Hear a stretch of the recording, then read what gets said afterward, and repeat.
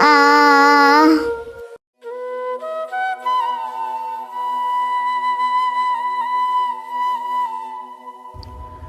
ভাই, আপনার বিলটা রাখেন। ভাই, আপনার বিল দিতে হবে না, এটা দিয়ে আপনি কিছু খেয়ে নিন।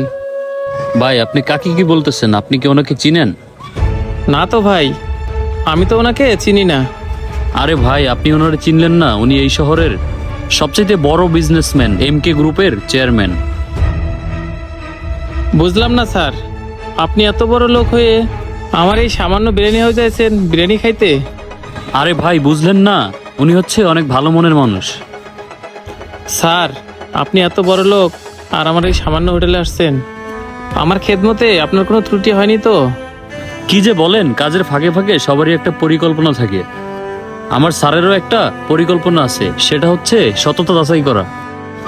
আর যারা গরিব অসহায়দেরকে সাহায্য করে, উনি তাদেরকে সাহায্য করে। আচ্ছা ভাই, আপনি একটা কথা বলেন তো, আপনি যে বোবা মেয়েটাকে খাবার দিলেন এতে কি আপনার লস হয় না?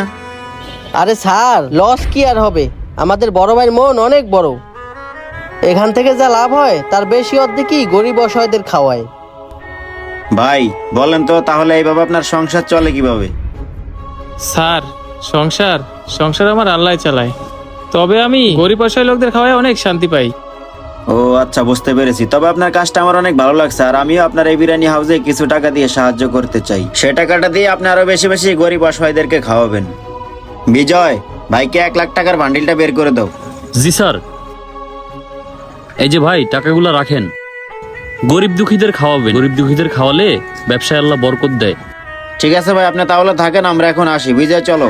গরিব অসহায়দেরকে সাহায্য করলে আল্লাহ তাআলা কোনো না কোনো ভাবে আপনাকে সাহায্য করবে। গরিবদের খাওয়ালে সম্পদ কমে না, বরং আরো বাড়ে। ভিডিওটি ভালো লাগলে অবশ্যই শেয়ার করে দিবেন। ধন্যবাদ সবাইকে।